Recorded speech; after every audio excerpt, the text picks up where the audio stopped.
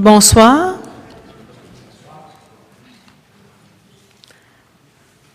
Je vous invite à prendre place. Bonsoir. Alors, bienvenue au conseil d'arrondissement du 12 novembre dans cette magnifique chapelle qui est maintenant propriété de la Ville de Montréal et de l'arrondissement d'Annecy-Cartierville. Ça nous fait plaisir de vous recevoir ici dans Cartierville. Je m'appelle Émilie Tuillier, je suis la mairesse de l'arrondissement et je vous présente vos élus, en commençant à ma gauche, M. Adrien Parizeau, conseiller du district de Saint-Sulpice. Bonsoir. Mme Effie Gianou, conseillère du district de Bordeaux-Cartierville où nous sommes. Bonsoir. Mme Nathalie Goulet, conseillère de Annecy. Bonsoir. Et M. Jérôme Normand, conseiller du district du Sault-Récollet. Bonsoir. Et aujourd'hui, nous avons M. Gilles Côté, qui remplace notre directrice d'arrondissement. Alors, je l'inviterai à se présenter et à présenter l'équipe qui l'accompagne. Oui, vous savez, on n'a pas le même setting que d'habitude, hein? Bonsoir, Gilles Côté, directeur de développement du territoire. Je vais laisser les membres de l'équipe de se présenter. Bonsoir, Dominique Paquin, directeur des travaux publics. Je suis accompagné ce soir dans la salle par Mme Caroline Légère, chef de division, parc et installation. Bonsoir, Lisa Siminaro, directrice performance, greffe et services administratifs. Ce soir, je suis accompagnée de plusieurs personnes, entre autres Sylvie Parent, qui est la chef de division performance, greffe et services administratifs, qui est responsable de l'organisation aujourd'hui de la séance. Chantal Châteauvert, secrétaire d'arrondissement. Michaela Milange, qui est secrétaire d'arrondissement, qui est à l'accueil. Laurier Gérard, qui s'est occupé au niveau de l'informatique, notre conseiller en analyse et gestion. Et Nathalie Lapointe, gestionnaire immobilière, chef d'équipe. Bonsoir, Jocelyn Gauthier, directeur culture, sport, loisirs et développement social. Ce soir, je suis accompagné de Sylvie Labrie, chef de division culture, bibliothèque et développement social.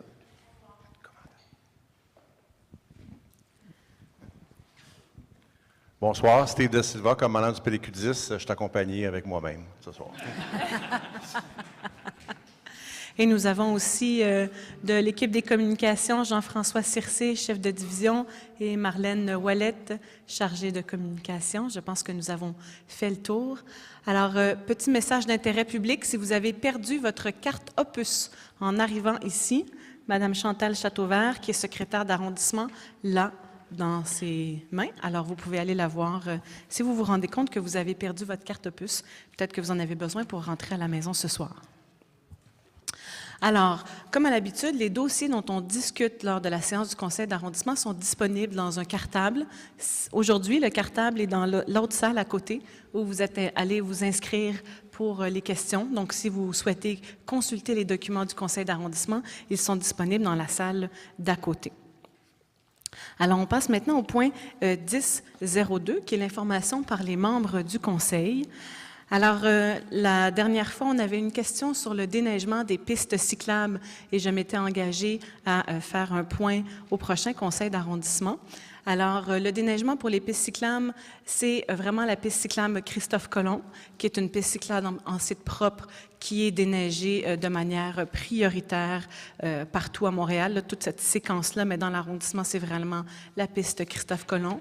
Les bandes cyclables sont déneigées aussi, mais on s'entend, et d'ailleurs, il y a un astérix sur la carte de la ville qui sera bientôt rendue publique. Donc, elles sont considérées praticables quand il y a eu un chargement de la neige. Donc, il se peut que quand on est en période de tempête et de ramassage, que les bandes cyclables ne soient pas tout à fait praticables. Il y a aussi la nouvelle piste cyclable en site propre le long du CP, donc au nord d'Henri Bourassa jusqu'à de Salaberry, qui va être déneigée cet hiver aussi. Nous l'avions commencé à la déneiger l'année dernière. Et la piste qui est sur Gouin, quand elle passe sur le trottoir, puisque le trottoir est déneigé, donc la piste sera aussi déneigée. Donc, ça vous fait un topo sur le déneigement des pistes cyclables. Je souhaitais aussi revenir sur les consultations publiques qui ont eu lieu pour nos 3 plans, ici même, le 24 octobre et le 1er novembre. Alors, vous avez été très, très nombreux à venir. Merci beaucoup. Il y avait aussi beaucoup d'employés qui se sont donnés ces soirées-là pour vous donner de l'information, pour discuter avec vous. Nous avons reçu énormément de commentaires et de priorités. Alors, nous allons pouvoir les traiter dans nos différents plans. Et je vous invite à répondre au sondage, si ce n'est pas déjà fait. Le plan local de déplacement, il y a un sondage jusqu'au 18 novembre. C'est très important pour nous que vous puissiez le remplir. Donc, sur le site Internet de Réalisons Montréal, je vous invite à aller le faire. Ce matin, avec Adrien Parizeau, nous étions au lancement de la SDC du district central. En fait, pas le lancement de la SDC, mais le lancement de la nouvelle image de marque. Alors, je vous montre l'image de marque que vous voyez en bas. Notre SDC, elle comporte 1800 entreprises. C'est le 4e pôle d'emploi à Montréal en termes de concentration d'emploi. Et pour la première fois dans l'histoire, tous les acteurs sont mobilisés ensemble dans la même direction. Donc la ville, l'arrondissement, la SDC, les entreprises, toutes les personnes, les créateurs, les entrepreneurs. Alors c'est une belle aventure qui commence et on souhaite que ça puisse aller loin, que ça soit notre principal pôle d'emploi dans l'arrondissement. Et d'ailleurs, vous verrez plus tard dans des sommaires décisionnels de l'arrondissement, nous allons octroyer comme conseil d'arrondissement 70 000 $ pour les activités de la SDC de cette année un petit peu et surtout de 2019. Dans l'ordre du jour, vous verrez aussi que nous allons adopter ce soir le règlement pour interdire les nouveaux commerces qui font de la cuisson à charbon de bois et four à bois. Donc, nous avons eu la consultation publique et cela nous a confortés dans la volonté de faire ce règlement parce que les gens qui étaient présents souhaitaient absolument que nous puissions passer ce règlement-là. Nous allons aussi, en 10-08, et ce sera mon dernier point, nous allons faire un appui à la Déclaration citoyenne universelle d'urgence climatique. Alors, je ne vous la lirai pas au complet, mais je vous donnerai 3 résolus, 3 engagements que le conseil d'arrondissement va prendre au nom de l'arrondissement. Alors, nous nous engageons de faire de la lutte au changement climatique une priorité guidant l'élaboration des plans et actions de l'arrondissement d'Annecy-Cartierville pour les années à venir, d'accélérer la mise en œuvre d'initiatives de réduction des émissions de gaz à effet de serre et d'adaptation au changement climatique, incluant la transition énergétique, et d'inciter la population et les citoyens corporatifs de l'arrondissement à s'engager activement dans l'effort collectif qui est requis pour mener la transition énergétique, notamment en signant le pacte pour la transition et en posant concrètement les gestes qu'appelle celui-ci. Alors sur ce, je passe la parole à M. Adrien Parizeau. Bonsoir. Écoutez, je ferai le même point que j'ai fait dans le district de Sault-Récollet. Je pense que c'est très intéressant de voir à quel point, quand on fait des séances itinérantes, il y a des gens de d'autres districts, des gens qui habitent plus proches de où on va comme conseil d'arrondissement, qui se présentent. Il y en a plusieurs qu'on n'a jamais vus. Puis c'est un très bon signe pour notre démocratie et notre participation citoyenne. Donc, bravo à l'ensemble des élus et particulièrement à Jérôme pour cette initiative. Je pense que je vais la souligner. Je vais souligner cette initiative-là pour les 4 prochaines années. Merci Jérôme, hein? Je vais te le dire juste une fois. Donc, écoutez, sous un autre type d'idée, je voulais souligner le décès de Bernard Landry, qui a contribué énormément à l'essor de la Ville de Montréal, qu'on pense par exemple à Ubisoft. Donc, je tenais à souligner le décès de M. Landry puis lui dire merci pour tout ce qu'il a accompli. Dans un autre ordre d'idée, mais pas si loin, j'ai eu plusieurs appels quand même de citoyens de mon district au cours de la dernière année pour la politique de pavoisement de la Ville de Montréal. Aujourd'hui, on a, au dernier conseil exécutif de la Ville, au dernier comité exécutif, on a déposé la nouvelle politique de pavoisement où on respecte la loi du drapeau du Québec.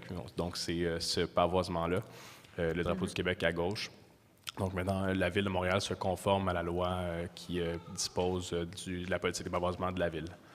Ensuite, moi aussi, je tenais à souligner l'excellent travail de la SDC sur son image de marque et particulièrement des membres du conseil d'administration qui ont travaillé très, très fort de façon bénévole, dont Émilie fait partie.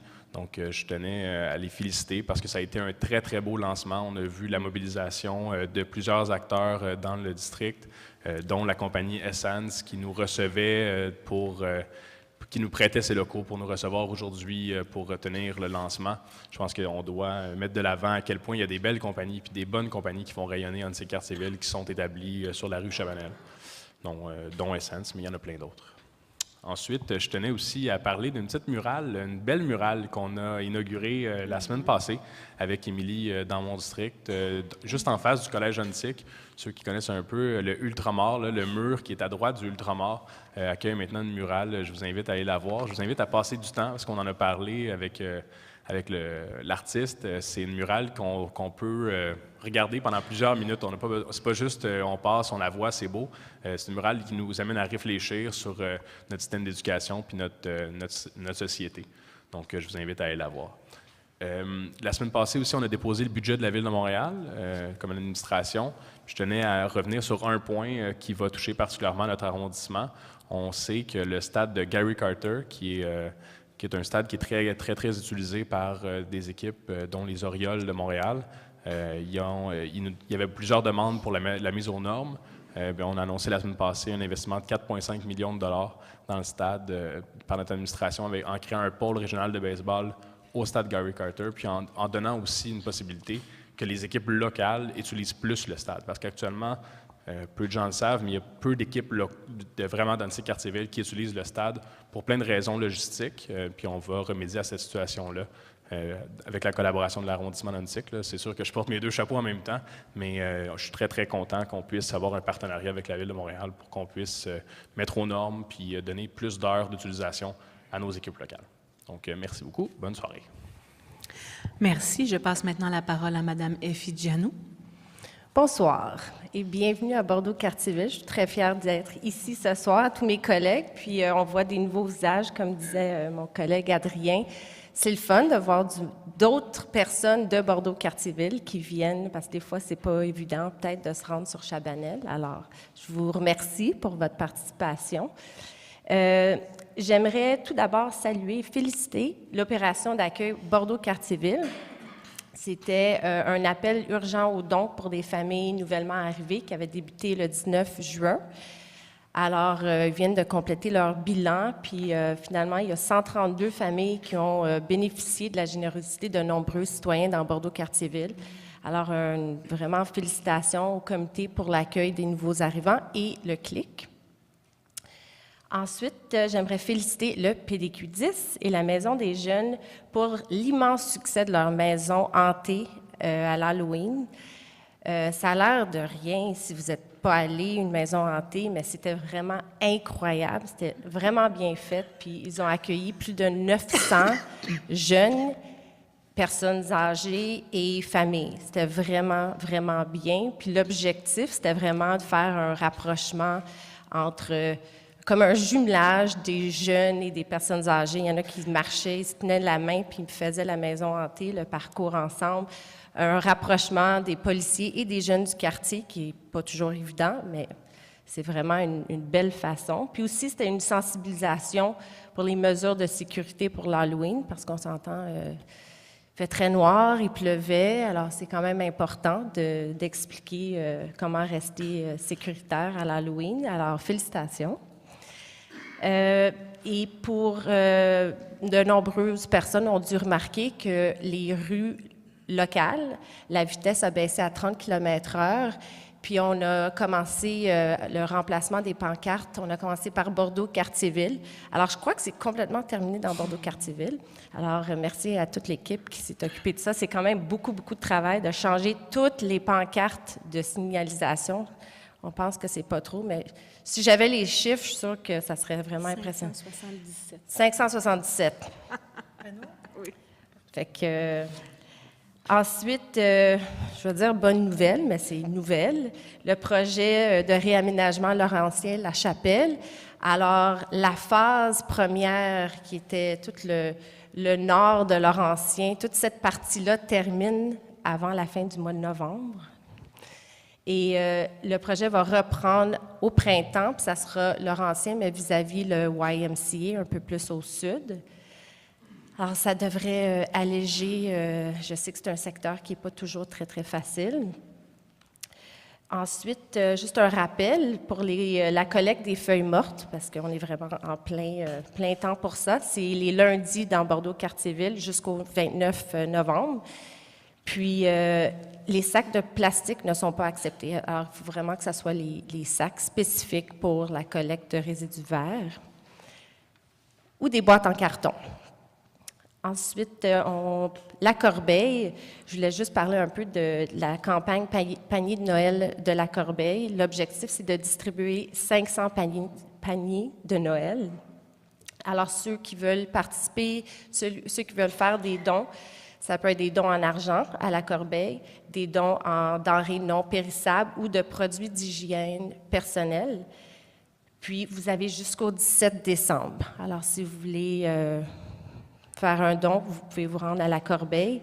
Et en dernier, le 8 décembre, c'est la magie de Noël qui va se retrouver sur Gouin-Ouest dans le stationnement du Jean Coutu.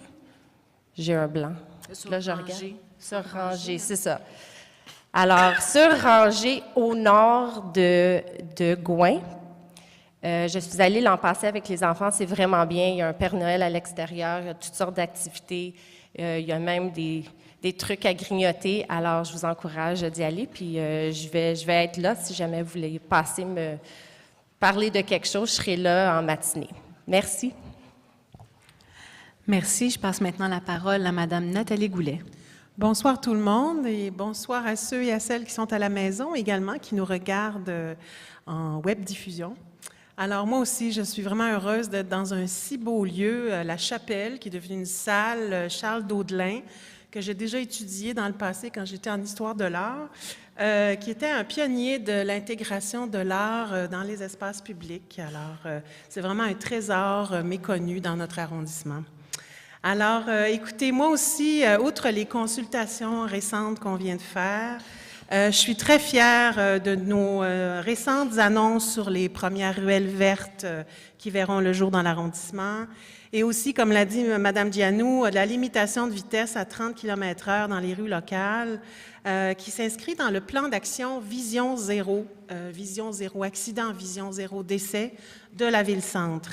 Dans le budget de la Ville qu'on vient de déposer la semaine dernière, il y a des sommes expressément dédiées à la sécurisation des parcours scolaires et on va les utiliser l'an prochain. Je suis fière aussi de notre budget d'arrondissement, mais aussi du budget de la Ville-Centre, dont la taxe foncière qui augmente au niveau de l'inflation. Il y a là-dedans beaucoup de nouveaux programmes qu'on va mettre en place pour, entre autres, que notre ville devienne plus inclusive à échelle humaine. Je pense en particulier à notre grande stratégie de développement de 12 000 logements sociaux et abordables qui a été annoncée il y a quelques jours. Alors, dans NSIC, depuis qu'on s'est vu la dernière fois, j'aimerais féliciter moi aussi l'événement d'Halloween qui s'est passé sur Fleury-Ouest, organisé par la SDC Fleury-Ouest, malgré la pluie, avec le labyrinthe hanté qui est toujours aussi populaire.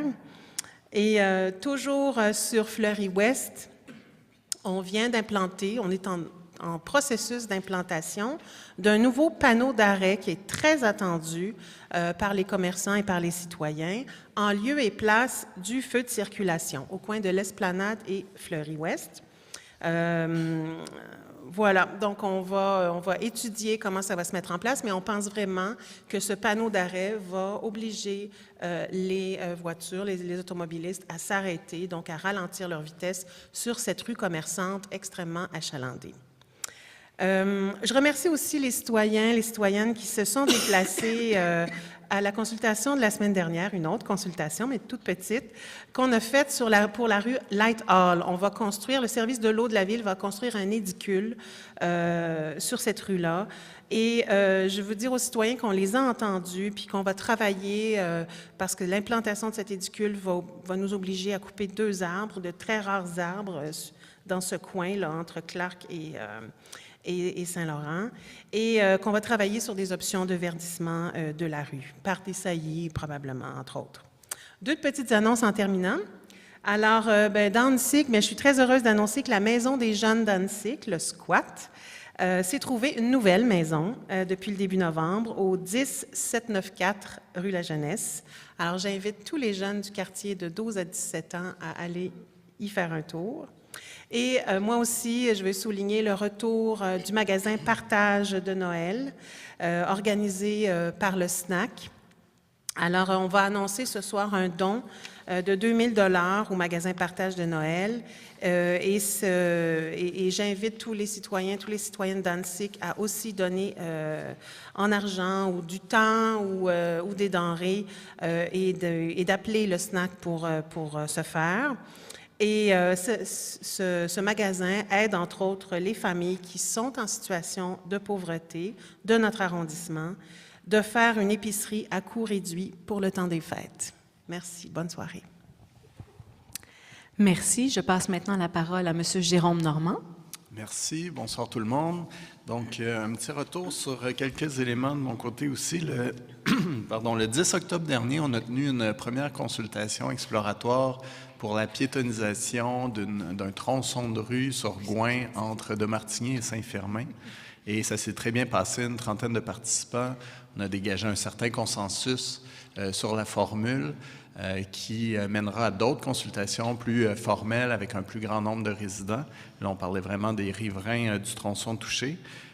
Et donc, il y aura dépôt d'un projet en ce sens-là dans le cadre du programme de rue piétonne et partagée de la Ville de Montréal qui va être fait au début de l'année 2019. Vous entendrez parler des suites, bien évidemment.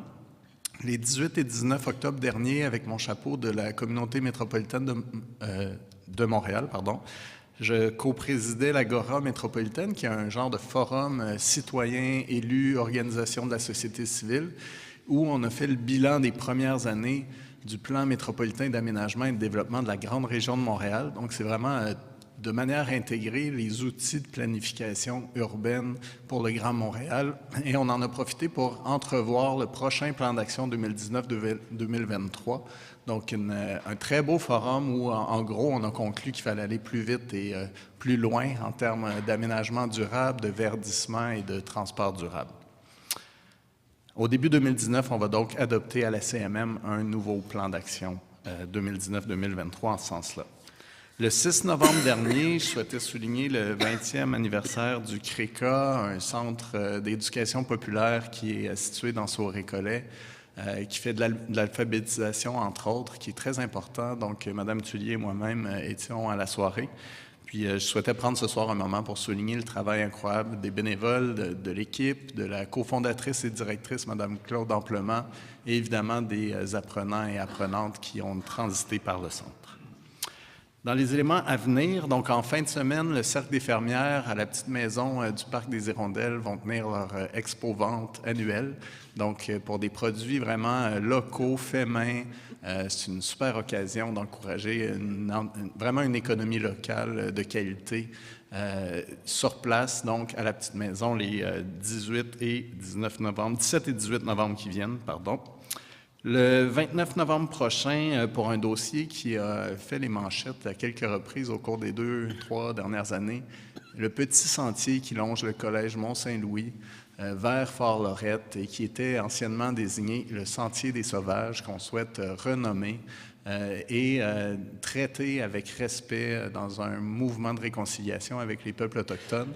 Et donc, c'est un dossier qui chemine tranquillement, mais qu'on veut mener de la bonne manière. Et on va rencontrer pour la première fois donc des représentants de Kanesatake pour développer justement un moyen de reconnaître ce lieu-là, lui donner un nom qui est à propos, et tout en reconnaissant l'histoire puis ce qui s'est passé à travers ce petit chemin-là au cours des derniers siècles. Donc voilà une étape de plus. Et on va bien sûr porter ce projet-là et ce processus-là en collaboration avec notre comité consultatif local en patrimoine et toponymie que préside Mme Giano. Finalement, le 6 décembre prochain, je vais participer sûrement avec plusieurs de mes collègues ici à la marche pour la Journée nationale de commémoration et d'action contre la violence faite aux femmes. Donc, le 6 décembre, le Centre des femmes solidaires et engagées de Cartierville, qui est situé dans Sauve-Récollet, organise une marche qui va débuter du parc Saint-Paul-Lacroix. Et donc, on sera là pour participer à cette commémoration importante. Et finalement, je voulais juste souligner, puisqu'on en a parlé doublement déjà ce soir, que le remplacement des pancartes, donc à 30 km/h, s'est amorcé à l'ouest, dans Bordeaux-Cartierville ici, et a progressé et sera donc complété dans Sauve-Récollet prochainement au cours des prochains jours. Et donc, tout l'arrondissement sera maintenant au niveau de la circulation dans les rues locales à 30 km/h. Merci. Merci beaucoup. Alors, vous voyez qu'il y a beaucoup d'actions dans votre arrondissement Annecy-Cartierville. Alors, nous passons maintenant au point 10.03. Alors, c'est la période d'intervention du public sur la demande de dérogation mineure. Il n'y a aucune demande. Alors, 10.04. Correspondance et dépôt de documents. Il n'y a aucun document.